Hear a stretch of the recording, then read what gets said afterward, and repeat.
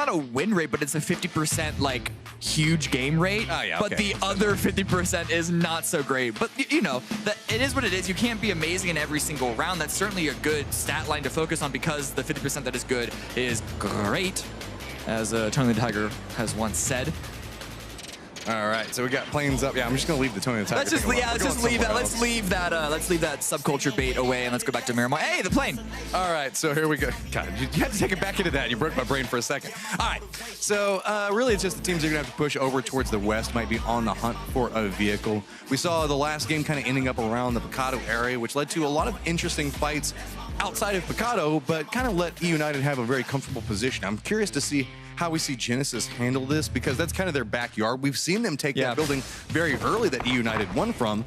How are they going to modify off that? Naturally, we still have to wait for first circle. But yeah. You're jumping a little ahead, if I'm being honest. Sorry, I'm just caught up. I'm excited. I like Miramar games. No, I know. They're certainly exciting once the action happens. It's always a slow beginning just because of how big the map is and how focused and precise you need to be on rotations on this map. But once the action pops off, it's really big. And I think the terrain on this map is some of the best to fight around and fight in. But here's a nice early circle. It's basically the exact same as the first Miramar. Hey, I will take close to exact same on Miramar versus close to the exact same on Sandlock. So I'm happy with this. Yes. We can get some variance inside of this. So now it's just going to be one of those moments. What does everybody remember from the earlier rounds? What adaptations do people make? How do they make the plays around this? As you can see, we've got our boy Luke. He's had a pretty good day today, running around trying to find himself a helmet and a couple more pieces of loot. Well, it's not just how they adapt how they adjust off of the very first circle, the very first Miramar game. It's also what the plane plays effect into it, because it's a small note. But this plane was basically on the opposite side of the map than the other one was, and that could change rotation timings by like 20 seconds, 30 seconds, and that could make all the difference in this game. Look, I think we're seeing a lot more teams on like the eastern side of this map than we did on the first Miramar. I think it's partially due to plane path. Everybody's just a lot more comfortable inside of it. To do with plane path. Yeah. So with this, we've got Stab doing a little bit of his running around, looting as well. These guys are, they're in a comfortable spot. We always see them play around the Los Leones area. They'll probably separate out. We've seen them make their way over towards the west very commonly. Yeah. I wouldn't be surprised in a circle like this if we see a couple of migrations over towards the west, everybody knowing, hey, that's kind of the stretch point from plane path. It should be the more open part of the map. Yeah, especially because if you go north, there are the hills that we talked about that Envy like to take north of Los Leones, but just west of that, it's a wide open field. And so really the only path that E United have to make, unless they want to make a wide rotation towards the west side of the circle, is to just push on ground towards the Rumblers. But over here at Tempo Storm, they also need to push west. They're still looting up Impala. This has been their place that they've been basically the entire NPL. And they have Sharky, who is inside the circle as kind of a pivot point for them to rotate around and rotate through. So the plane around Impala, no big surprises here. Hopping inside the bus. Oh, my least favorite of all vehicles on the map because it moves at a grand total of 2 miles an hour. Yes, but it's awful uphill and it's awful off-road. It's awful downhill. Yeah, whatever. Okay, what's it good at then, Cam? If you have it in the late game, it is great cover. If you have it in the late game and you turn it on its side to where it's a wall and the giant windows don't make it to where everybody can shoot you in the head, I totally agree. Or even if it's not on its side, you can just crouch. You know you can crouch in this game, right, Matt? You can, but then whenever you go for peeks, it's bad. You can peek out the side. But then whenever you peek out the side from, I guess you can, but it's so low whenever you're looking at it. I'd rather have just full coverage on it, like kind of like a wall, and then you can peek out from high angles, so that way you can look back down in the trenches and all that. Okay, yeah. So tell me when they put a contraption in the game to flip that over, like one of the. It's all planned, so you got to figure out how to go push. You have in on the dev Slack. I'm making it sound like I'm really good at this game, and I am absolute trash at this game. So you're not making it sound like you're good at this game at all, actually. all right. I'll take that one to the teeth. I'm sorry, I just really hate the bus. So you can't find any favoritism for me. I'm going to try to find any way I can to pick on the bus any given stage. It may have killed me a few times. I'm trying to, there's always at least one good thing about an item in a game. Like it's a niche scenario that it's successful in, and it's difficult to get it into that niche scenario. Oh, we got J-Sank finding himself in a very niche scenario that does not work out for him as he gets taken down. It's going to be Tempo Storm on rotation. Maluk takes a little bit of damage on it. You can see Hetero's off in the distance, playing around a burned-out vehicle. So I'm curious to see how Tempo Storm wants to make any plays. He's separated out from the rest of his teammates. I don't know if they saw him off of this position. It looks like Tempo Storm's just going to continue to roam on. But now what you going to do, Hetero? Where are you going to go? There is a bus that I saw for a quick moment roll past. And actually, he's right next to another bus as well. So if Sharky doesn't know that he's there, he's just going back to get his buggy. Hetero should be able to get out of here, but that's already one down for Space Station Gaming. You should see the body as they drive away. Tempo Storm just leaving it in the dust there as Hetero is going to figure out, okay, where does he want to go next? But he does now have his space to work with. Yes, and also that's one up for Tempo Storm. A kill, that is. And they've had a slow start to the day. They are actually starting to kind of be identified as slow starters, but this is a good beginning for them onto Miramar, and they're not so far on the edge that they're going to get punished for it. Zenith, though, on a bike. This is a risky play. Toffees would argue, but still, it's a risky play nonetheless. Trying to get to the center position. It's not a risky timing to do so, but Genesis, they already have control of the dead center. A little bit of a separation count coming out from them. You can see that McCoy still playing the back angle for Ghost as Space Station Gaming did encroach over into their area, kind of close to it. But Genesis running a little bit of a separated strategy, running that 2-2. They do have Zenith on one side of them, but we're looking at the other duo that's playing kind of close to where the last game ended up at. Sonics has already moved towards their north. You can't see them at the time, but they're kind of looking around for it. You got Rumblers off in the distance as well. That's already looks like they're going to try to claim a position next to them as well. Once again, it's a slow start to Miramar. You're talking about an early circle on this map especially. It's going to double it up. But hey, a Mark 14 for Tiggleton. This could actually be huge. We've seen this guy pop off before. Even on the last Miramar map that they had a rough end situation, they still made a lot of work out of the mid game. And so I'm excited to see these guys really go off the momentum of their last game win. And also, naturally, having all those level 3s to work with is really big. Going on Tiggleton. Whenever you get Tiggleton all leveled to 3'd up, he's got himself a ghillie suit to play around with. You know that's going to be awesome. I feel bad because, yes, we can acknowledge that the entire roster of Sonics are solid. It's a really good roster. And in fact, Tony V is also often up on those leaderboards. And I think Keenan makes a show every once in a while. But Tiggleton is such an exciting player to watch. He almost overshadows everyone else. Yeah, well, again, it's the Aussie invasion we got going on. It's him and Luke. These guys have had some standout performances, really giving K-Mine running for his money as to who's going to be top dog as far as kills go for this phase. Roth here with the bolt action, 8x peeking around. This is a nice little dip to hold and work around. Good sightlines, but also has nice defense. You can see a lot of places. So almost everybody's inside the safe zone. Nothing too terribly dangerous right now. It's just K-Mine. Everybody's just doing the information gathering stage right now, trying to figure out, okay, who's next to me? If I have to make a rotation, what do I have to be wary of? Nobody's really going to do much pushes at this point. It's really just trying to figure out, okay, how do I handle what happens next? I do want to acknowledge that we say that this is it's the same circle as the very first Miramar. It's not. It's similar, but it's just maybe 300 or 400 kilometers south. And that little bit of distance means, look, compare the two early circles. No one is playing on that north ridge that the Sonics was holding just above Picado this time around, just because it is that little bit more towards the south. Any change makes that much of a difference. See, Sonics kind of the defending line. It's Sonics and Lazarus, their teams up towards the north, as we got a couple of guys still rotating. It's going to be Vanquish and Endemic. But everybody has opted into that southern play like you're talking about. Nobody wants to go up on power grid. Nobody wants to play around that cliffside. It can be kind of a little hazardous to rotate away from. Now the question comes into play. Where does the circle go, as we're about to have that update in just a few moments? And that's going to be the big tell. If it goes back where everybody's already condensed at, everybody continues to live a happy, comfortable life for right now. But if it goes up towards that northern area, that's where things get a little spicy. Yeah, and there's actually a lot of dangerous areas in this circle on the west. There's that field that we mentioned on the first Miramar game. Northeast of Picado is what I believe Toffees has called Death Valley a few times because of how brutal that position can be in.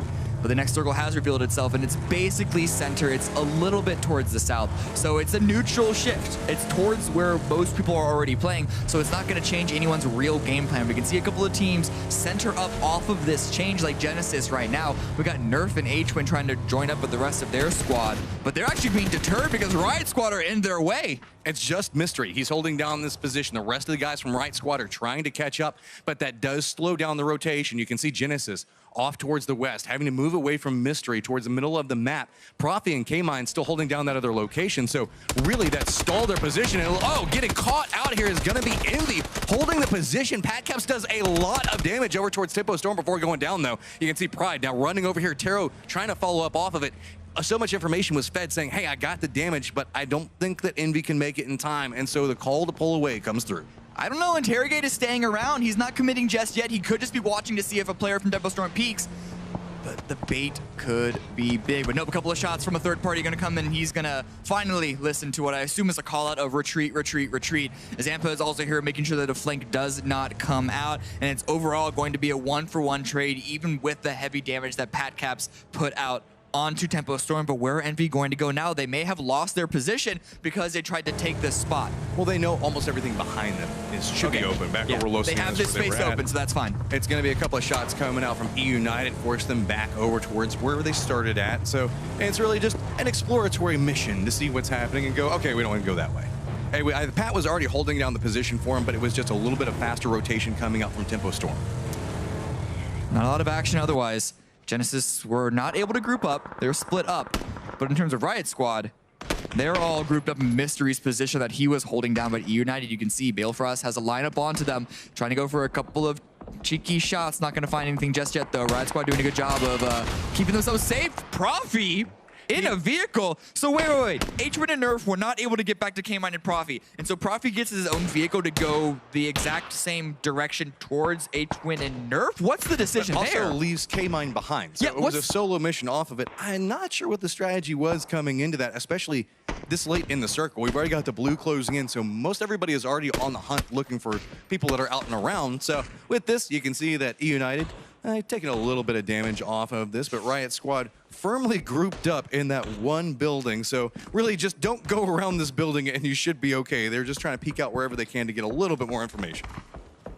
Most everyone is inside the circle right now. You can see Leda here trying to find an angle into anyone and everyone that he can spot on. Because, you know, Riot Squad, like, they just want to go aggressive, even though they know, like, it's written down in their game plan. We have hard cover. It's in the center of the circle. Let's just hold. But you know there's that little, the devil on their shoulder. Yeah. Maybe there's somebody over there. But the kills, they're out there. They're waiting for me. It's like a siren in the distance when you're on a boat.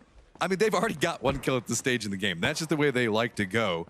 So I like the idea of at least making sure to go around, get a little bit more information, see if you can get anything out of it. They know they got the Rumblers over there next to them. They've been exchanging a little bit of shots back and forth with them. So just, again, everybody's still gathering information as we didn't have a lot of teams have to rotate. Really, we've just got Space Station Gaming that's back over there towards the edge. Now the hard shift comes back, and guess what? Back over there where we saw game number 2 at.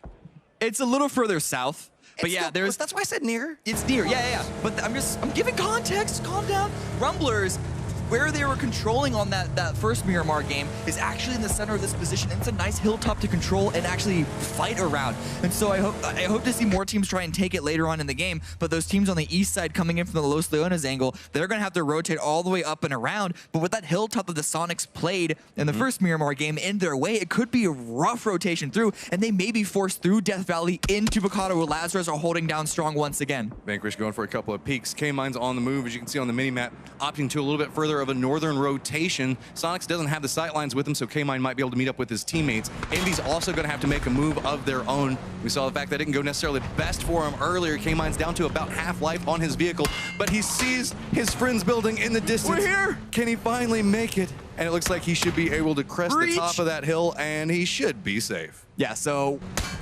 again, really confused on the Profi rotation, but K-Mind at least was able to figure out a way to get back to his teammates safely, find a pathway around. He's going to group up, and Genesis are still 3 for now. And the kill feed, though, Uncivil's popping off. Pax goes down, Pax gets flushed. United still holding their sightline position, looking for teams in rotation. There are several teams back to the south of them, and that's led to a couple of smaller skirmishes we're looking through here. Is United is just trying to see where everyone's at, taking any shots on anybody that's moving around them, and they have Riot Squads kind of defending the low ground with them. Looks like a difficult push that's going to be coming out from Ghost Gaming as McCoy is just trying to dodge any bullets he can coming out from Uncivil and the rest of Lazarus. They're just trying to make it that hillside, jumps out of the vehicle, almost survives through it, but is just going to get gunned down. Drassel and Trimsy, looks like the rest of the guys managed to kind of make it along that hillside as Lobes wants nothing to do with that and is just going to take the higher ground approach. Yeah, that's just, to even make the decision to try and go up that hill on vehicles is a rough one at that. But Vegas here trying to make something out of it for Ghost. Drassel is downed, and it looks like he might be flushed if there's no smoke that comes out shortly, and even then, you can still shoot into a smoke, and so this is likely going to be a 2-player continuation for Ghost. Yep, there it is. Drassel's finished off. It's just Vegas and Trimsy, and Low-Key with the high ground over them. Lazarus with the long angle onto them. Just trying to hit some of those Hail Mary grenades. Assume somebody's back down in that trench. That's going to actually land pretty close to Vegas. Gets him down to about half life. You can see Ghost Gaming is trying to figure out, okay, which is the bigger target that we have to take care of? Avoid Lazarus, or do we need to deny Low-Key's movement? Looks like they've just opted into holding the angle. Vegas does get spotted out, goes for the spray, gets some damage over to Chubba Bubba, but he's gonna go down off of this. Now it's just Trimsy. He's gonna opt into playing around this hillside. I wouldn't be surprised if he just tries to hold an angle of safety. He just wants to get somewhere where Lazarus can't see him and Low-Key won't go. Low-Key, they're a little wounded. And with the pressure from Lazarus, Trimsy may be able to find an angle to kind of like pinch onto them, but the next circle shift is going to go far away from this location, directly onto Genesis. So honestly, Genesis have Riot Squad to thank. They tried to leave this compound, and Riot Squad said, no, you stay here. Oh, wait, that's the center of circle 4? Oh, Profi died for this position. It was all master plan in the end. All a master plan. It's the way it worked. They sacrificed Profi to the RNGesus. So with this, now you can see movement starting to come into play. A couple of shots coming out from different teams as the Murado comes rolling down the hill and slams into a rock there.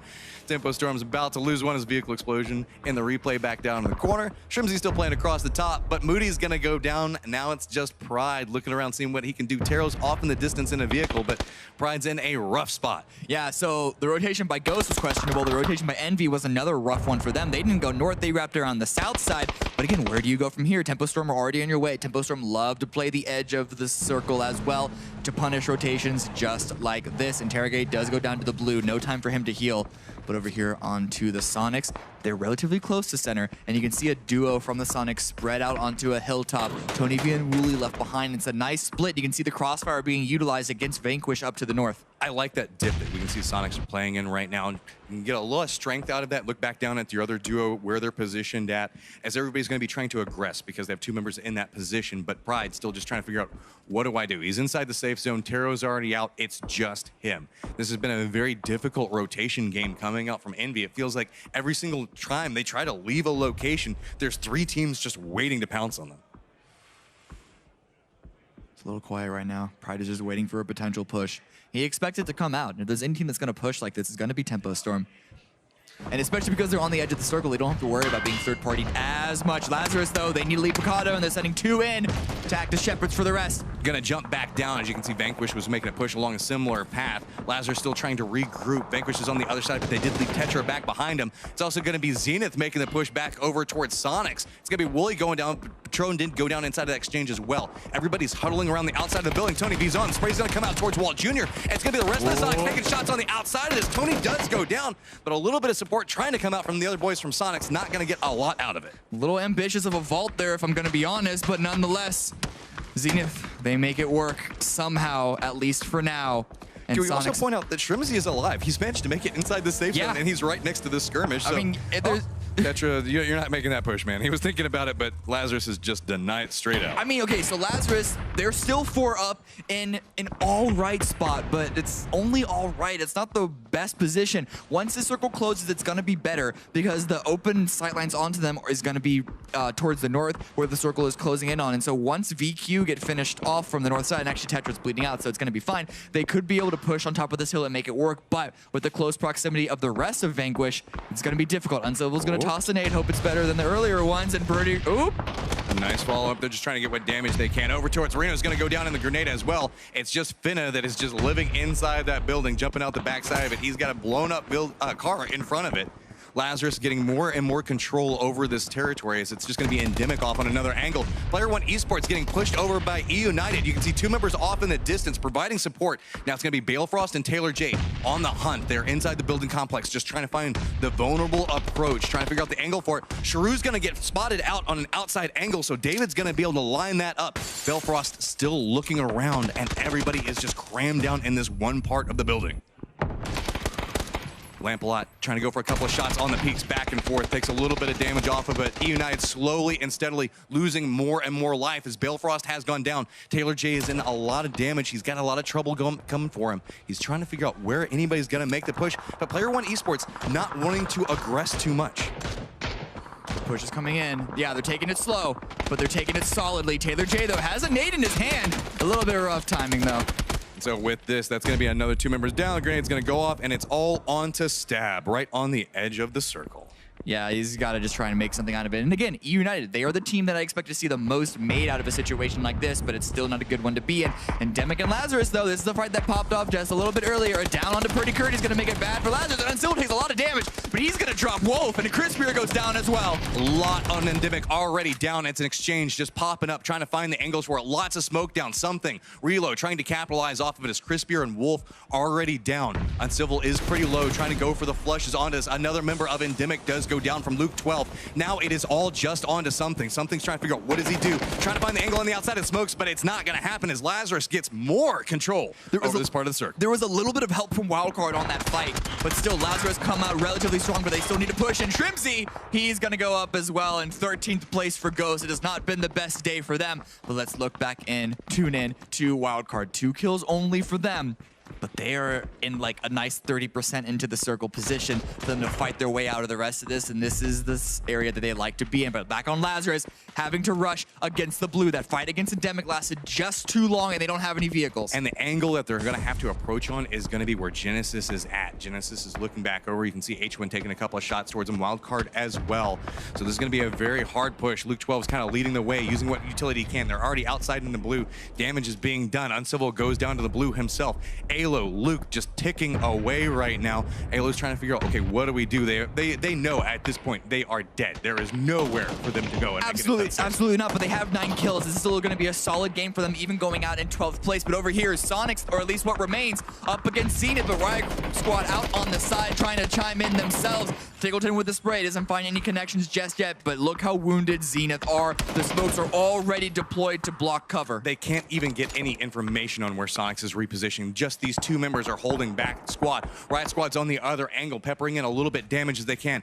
Alo still alive, just taking a couple of steps as he go pick up the meds from friends, but it's still going to be shots coming out from Sonics. These 2 are not afraid to go after everybody, getting that support from Riot Squad. Zenith is now in a lot of trouble as Kindo is the last member alive. Riot and Sonics basically said, you know what, you take that half, I'll take the other half. Let's just split this. Oh wait, Riot Squad, now they're shooting Sonics. Wait, this treaty has fallen through. Sonics still have position inside the safe zone, don't have to do much. It's going to be all onto Kindo on how he tries to move.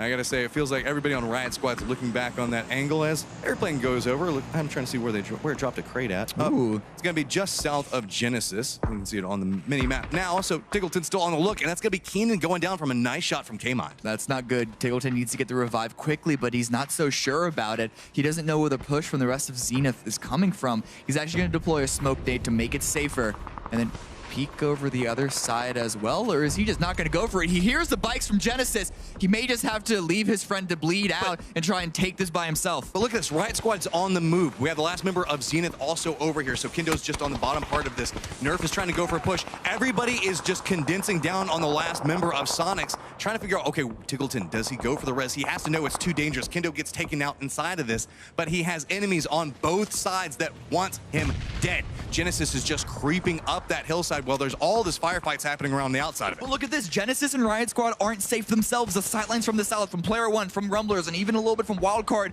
could keep Tiggleton safe for now. He's just prone down in the ghillie suit, just waiting it out. United do go out in the meantime. Player One, they now have full control of the southeastern side. They're going to have to cross the road, but they at least have a little bit of high ground to try and find some connections while the circle closes. More and more aggression coming up from Genesis as they're stretching out, trying to figure out what's going on. Keenan does go down, but feeds information back over towards Tiggleton.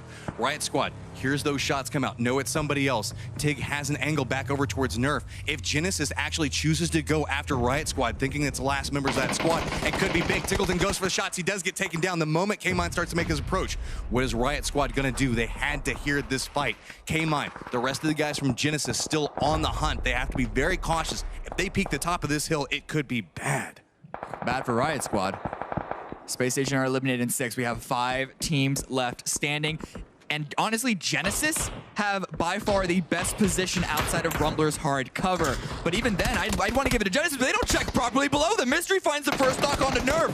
Mystery goes down as well, so it's back to a 2v2. Protege VZ trying to find the angles for it. Grenade does connect to Nerf. That's going to cause him to bleed out real fast. K-Line goes down to a second grenade. Now it's all onto H when he's got the angle onto one. Gets that. looks back over towards VZ, has to try to tap this out, looking for what's going on now. VZ retreats back away from this. It is now a 1v1 situation with neither one of these guys inside the circle. VZ took too much damage and had to retreat. I was wondering why he retreated, but it was the damage from the Rumblers as well as player one. And the next circle is going to shift towards both of those two squads. Wildcard in a little bit of trouble themselves, only 2 up, and they're not in the circle. They may have a usable vehicle, but VZ gets into a vehicle of his own, but H-Twin, with the aggressive push, is able to spray him out of it. Now we've got Genesis at 5 kills, 4 teams alive, 11 people all considered, trying to figure out what's going on. Wildcard is in front of them on one angle. We've got Rumblers and Player One Esports that are inside the safe zone, but Wildcard and Genesis, H-Win, are gonna have to make a push towards the safe zone. A couple of repositions coming up from Player One Esports as they've heard the firefight happening along these hills, trying to go into a little bit more of an aggressive stance as they're sitting on 3 kills and they want to net more. The sightline from player one isn't great, but it's a nice split that they're currently holding. 2 in the shack, 2 on the opposite side of the road, but they're on the low ground in multiple ways. I like the forward thinking. We're on phase 7 Yes. right now. They have to assume, okay, not going to stay on Rumblers building, and Rumblers are going to have to move. Yes. Well, they might have to move. And if that's the case, let's go ahead and try to get to a point where we can catch them when they do. H-Twin, I don't know if he's aware of Wildcard's position, but he's going to be peeking around the side, may catch them. This could be huge. He's going to have a perfect angle back behind him. Gets the spray, gets a little bit of damage off, tries to connect with the second one. Blue's going to be doing a lot of damage to him as well, and that's going to be Pistola time, netting the kill as Genesis gets eliminated, and we move down to 3 teams. He deals a lot of damage to Wildcard. He almost had that 1v2 spray down clutch, but Pistola is going to be bleeding out as well as about to take damage from the blue. I don't know if that's going to be a revive that Adam can go for. So now we can kind of see what was going on with the push back over towards Kendo as he went down. Does get one of them inside of that, and that's going to be Leda that got the kill. That's how come only 3 members of Riot Squad made the push over there. Pistola time is in a really rough spot right now as he's got Aguila up on the hillside waiting for him to move. The rest of Rumblers are just waiting for him to step out to get the res over, trying to run up that hillside. All the shots aren't going to connect, trying to do the do-do up there, but he is going to get taken down, and then there were 8. A nice ballerina spin before going down, but Wildcard are going to go out in 3rd, and it's just, as he said, 2 squads left, but 2 squads of 4. Rumblers may have the hard cover with the compound, but look at player one's split spread. Aguila made the aggressive call to push over on top of the hill. Once he got the call from his teammates that it was cleared, H-Twin went down, Wildcard went down, and look at the crossfire setup. And the circle going in player one's favor. There's a little bit of the building complex that Rumblers are in. If they opt into just playing along that, that's essentially death. So they know that they have to try to make something happen here. The terrain definitely favors Player One Esports with their spread. You can see it's kind of downhill. Rumblers hopping inside of vehicles. Looks like they may be trying to set up some type of defensive fortification with them. I do wonder what the sightlines are for player one. There's a possibility that if Rumblers push hard towards the west along the blue, Aguila may be the only one who has a sightline onto them, and that might be the direction that they need to take because they don't want to be crushed into a solo position, just all 4 of them in one spot themselves, just because of the crossfire from player one will be too much for them. They haven't moved just yet, though. They're waiting for player one to peek for them to try and get a knock to allow them access into the circle. A lot of pressure is on Aguila right now. He has to get as much information, feed it over. He also has to be the guy that provides any form of covering fire off the repositions. You can see David already opted into a position next to him. Dietrich's got to be very, very careful as a couple of shots come out towards him. We've got 8 kills sitting on the Rumblers right now, but what can they do next? You can see their vehicles not in the best of condition as a motorcycle smoking next to him. Los is going to go ahead and start cutting the path. Lampalot's got the angle for it, trying to see if he can get any damage. Is Los actually going to connect with this? Using that little bit of a hillside is going to get him inside the safe zone. Can the other members of Rumblers follow it through? Los is going to be in trouble, though, from Aguila. This is why his spot was so important. A couple of smokes out from the Rumblers. They're going to continue to make that push and try and group up with Los. Aguila's going to come out. He's going to go for the peek onto Aguila, but the pre-fire comes out. It keeps him pinned down. And player one, their position, it's not the best. They don't have total 100% universal control, but they're making it work. The blue comes in. Aguila's going to have to move. Los is drawing a lot of attention, and it's allowing the Rumblers to slowly creep forward using smokes. Anytime that Los can buys more potential for his team as they're slowly creeping along that outside angle. Aguila now outside in the blue, doesn't have a clear sight line. He's just going to go down from a shot from Cherry Poppins. Rumblers starting to just get more and more control over these angles based off that reposition from Los. You can see that the duo from Player One Esports, they have the smoke wall, but they don't have the vision nor the information. It's all on to David and how they can try to get something out of this. And player one still need to cross that road. They have the smokes, but they're only going to last for so long. And Aguila going down is huge for the Rumblers, but David's trying to go loud. Dietrich, though, taken out by a grenade by Los. It's only 2 remaining. David's going to try and throw his own nade back, and and trade this, but it's all falling apart for player one. Player one in a lot of trouble. David's almost down as he does go down inside of that. Now it's all onto Lampalot. He's got a lot of people up in front of him trying to get the spray onto it. Waldo takes some damage off of it, but just peek back and forth. Cherry Poppins on one angle, Waldo on another. Microfro right in the middle. He's just gonna opt into running up and forward, but he is gonna get taken down, and there we go. It's gonna be the Rumblers with 12 kills. A 12-kill victory. I was worried that their slow play was just them not knowing what to do, but they were waiting it out, waiting to see exactly where player one were, and then made their own decision based off of that. The high ground position of Aguila was not enough to keep the Rumblers pushed away, and the rest of player one, they were across the road. They were still on the low ground. There was only so much that they can do.